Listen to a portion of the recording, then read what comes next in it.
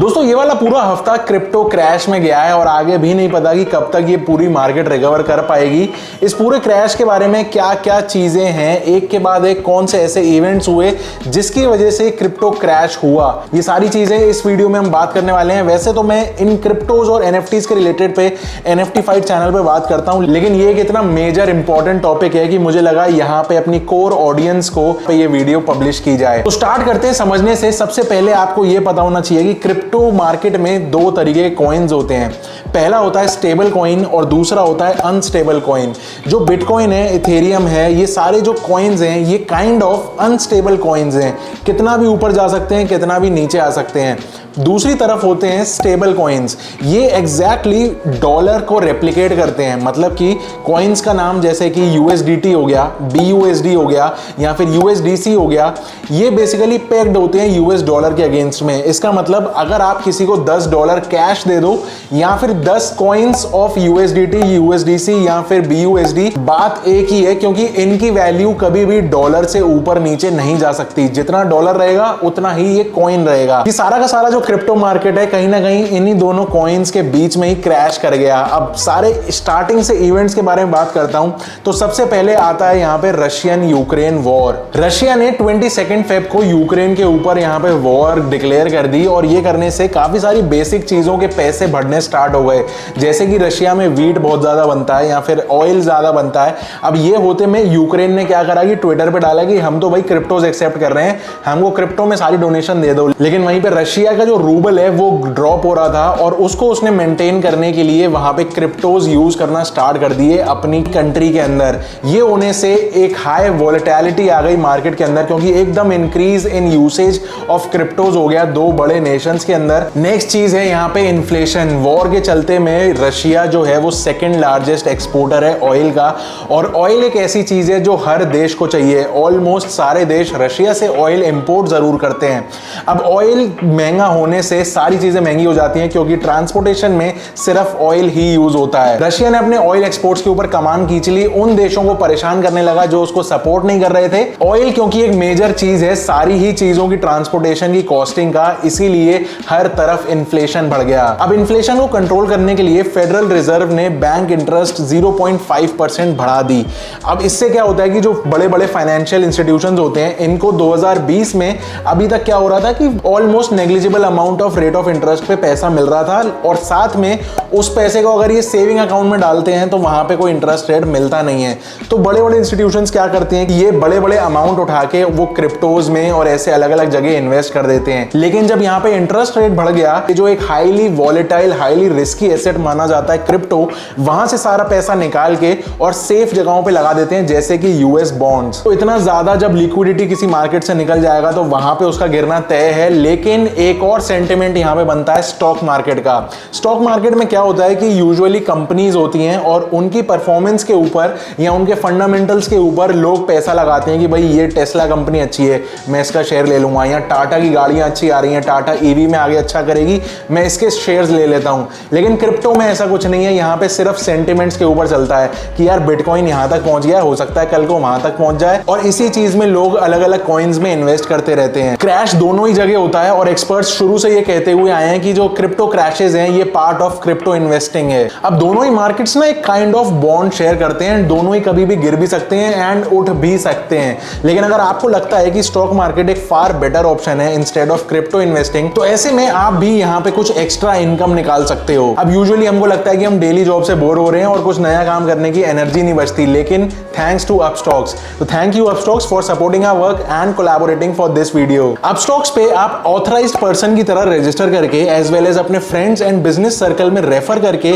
Extra income generate कर सकते हो। अपस्टॉक्स के साथ आप पार्टनर करके अर्न कर सकते हो अप टू 400 रुपए पर सक्सेसफुल रेफरल, एंड समझो मतलब 10 लोगों को रेफर किया, 4000 रुपए बन गए। और तो और जब भी आपके रेफर्ड वाले कस्टमर्स ट्रेड प्लेस करते हैं तो आपको भी उसकी ब्रोकरेज कमीशन मिलती है। यहाँ पे ऑप्शंस हैं जिसमें आप 500 रुपए से ज्यादा भी कमा सकते हो, प्लस इनका जो अकाउंट ओपनिंग प्रोसेस है वो डिजिटल है, इजी है और कुछ ही मिनटों में अकाउंट भी खुल जाता है। आपके लीड्स अपस्टॉक्स कस्टमर बनते ही सारे के के सारे इन्वेस्टमेंट अपॉर्चुनिटीज को ब्राउज कर सकते हैं, जैसे कि स्टॉक्स हो गए, म्यूचुअल फंड्स हो गए, आईपीओज हो गए, फ्यूचर एंड ऑप्शंस हो गए, और ये सब एक ही प्लेटफॉर्म पे। फ्यूचर एंड ऑप्शंस पे ट्रेड करने के लिए सिर्फ और सिर्फ 20 रुपए पर ऑर्डर लगता है। एक मजे की बात, नए ट्रेडर्स को इन्वेस्टमेंट सीखने के लिए इनकी स्पेशल लर्निंग वीडियो सीरीज देखने को मिलती है, जो कि बहुत ही ज्यादा धमाकेदार है।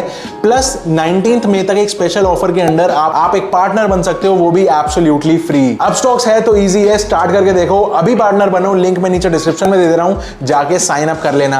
अब वापस चलते हैं अपनी स्टोरी पे। तो क्रिप्टो मार्केट और स्टॉक मार्केट काफी ज्यादा कोरिलेटिव चलती हैं आजकल, जो पहले इतना ज्यादा नहीं चलती थी।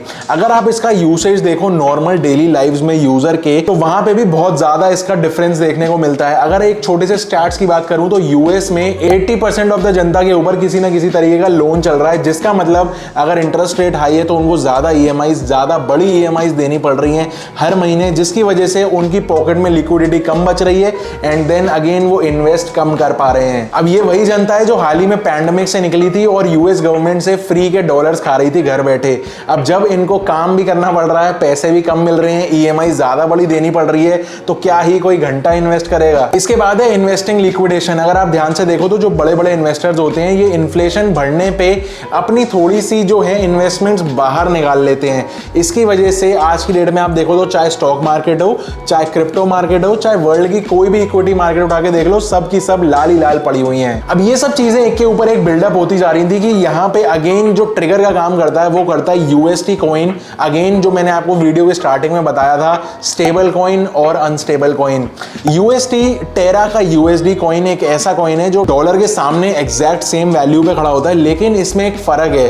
फर्क ये है कि ये एक अकेला ऐसा कॉइन है जो ये पेग्ड नहीं है, मतलब कि यूएसडीटी या फिर यूएसडीसी के सामने एक्चुअल डॉलर्स पेग होते हैं, लेकिन इस वाले में सिर्फ एक एल्गोरिथमेटिकली उसको सेट किया गया है कि उसकी वैल्यू कभी भी डॉलर से नीचे ना जाए। लेकिन इस एल्गोरिथम को भी प्रोटेक्ट करने के लिए ये बोला गया था कि अगर इस कॉइन की वैल्यू $1 से नीचे जाती है तो कॉइन होल्डर को बदले में उतने डिफरेंस अमाउंट का लूना कॉइन दे दिया जाएगा, जो कि इसी का एक सिस्टर कंसर्न कॉइन है। एक ही प्रोजेक्ट के दो कॉइन्स हैं, यूएसटी और लूना। लेकिन लास्ट वीक यूएसटी की वैल्यू पहली बार क्रैश होके 30 सेंट्स पहुंच गई और आज की डेट में देखो तो 10 सेंट के आसपास ही घूम रही है। अब इसके क्रैश को देखते हुए लूना के इन्वेस्टर्स ने सारा अपना पैसा निकालना स्टार्ट कर दिया और लूना 99% अपनी वैल्यू खो बैठा। नंबर्स की बात करूं तो थर्सडे को मार्केट में से $200 बिलियन गायब हो गए। लूना क्रैश अभी तक की हिस्ट्री का सबसे बड़ा क्रिप्टो क्रैश माना जा रहा है। क्रिप्टो की वॉलेटिलिटी का कोई भी कुछ कह नहीं सकता, ये लूना ने प्रूव कर दिया। प्लस जो अब बाकी के दूसरे स्टेबल कॉइन्स हैं उनके ऊपर भी लोग शक की निगाह से देख रहे हैं कि भैया सेफ है कि नहीं है। तो ये लूना के क्रैश एक एक्चुअल ट्रिगर बन गया क्रिप्टो के क्रैश के लिए। लेकिन इसके अलावा ना और भी बैकग्राउंड में 3-4 चीजें चल रही होती हैं, हमेशा ही चल रही होती हैं, जो कि कॉमन है। उसमें से पहली है लेवरेज। अब यूजुअली जो सारे ट्रेडर्स होते हैं ना बहुत ज्यादा लेवरेज पे काम करते हैं, 10x 20x, इवन क्रिप्टो के एक्सचेंजेस पे 125x तक के लेवरेजेस मिलते हैं। इससे क्या होता है, आपकी जेब में भले 1000 रुपए हैं लेकिन आप ट्रेड कर पा रहे हो 1,25,000 रुपए का। अब ऐसे जब बहुत सारे ट्रेडर्स हो जाते हैं मार्केट के अंदर जो इतने हाई लेवल के ऊपर ट्रेड कर रहे होते हैं, तो उससे किसी भी चीज का प्राइस काफी ज्यादा वॉलेटाइल हो जाता है। अब ये होने से जो इन्वेस्टर होता है उसका कॉन्फिडेंस गिरता है कि यार इतना ज्यादा ऊपर नीचे हो रहा है तो ये मेरा पैसा यहाँ पे सेफ नहीं है, इसमें से निकाल लो। इसके बाद आ जाते हैं गवर्नमेंट इश्यूज। काफी सारे गवर्नमेंट्स बार बार अलग अलग देश के कोई ना कोई नेता पॉपअप हो जाता है और वो बोलता है कि भैया हमारे यहाँ क्रिप्टो एक्सेप्टेड नहीं है, हमारे यहाँ माइनिंग एक्सेप्टेड नहीं है, हमारे यहाँ 30% टैक्स है, हमारे यहाँ ये है, हमारे यहाँ वो है। कुछ ना कुछ चलता ही रहता है, जिससे एक वर्ल्ड सेंटिमेंट को ये पता है कि यार हर तरफ हर जगह पे एक्सेप्टेड नहीं है, जिस वजह से जितनी पब्लिक अगर चाह भी रही है क्रिप्टो के इकोसिस्टम से जुड़ना, उतना जुड़ नहीं पाती है। तो इस तरीके के रेगुलेशंस जब जब आते हैं और माइनर्स को प्रॉब्लम होती है तो तब भी हम देखते हैं कि क्रिप्टो के अंदर काफी ज्यादा डिप्स देखने को मिल जाते हैं। और लास्ट में आ जाते हैं कुछ फाइनेंशियल इन्फ्लुएंसर्स, जैसे कि हमारे एलोन चाचा कुछ भी ट्वीट कर देते हैं, डॉज कॉइन अच्छा है तो डॉज कॉइन भाग जाता है, बिटकॉइन को बोल देते हैं बेकार है,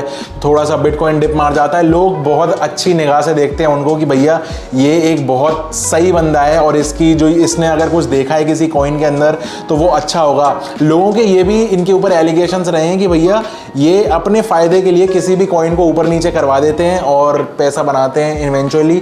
तो ऐसे इन्फ्लुएंसिंग अगर एक ही बंदा इतनी बड़ी मार्केट को हिला के रख सकता है तो ये काफी ज्यादा वॉलेटाइल हो जाती है चीज और इन्वेस्टर्स का इवेंचुअली यहाँ से मन हटने लगता है कि भैया इसके एक ट्वीट से मैं बर्बाद हो जाऊंगा, वो तो ट्विटर भी खरीद लेगा, हम क्या खरीदेंगे। तो ये कुछ था पूरा इस क्रिप्टो क्रैश के बारे में। आप बताओ आपके क्रिप्टो में इन्वेस्ट करते हो या फिर नहीं करते हो, मतलब लूना वूना लिया था, नुकसान तो नहीं हो गया?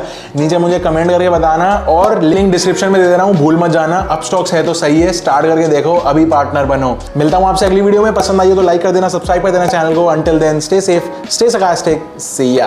Brokerage shall not exceed SEBI specified limit. Investment in securities market is subject to market risk. Read all the related documents carefully before investing.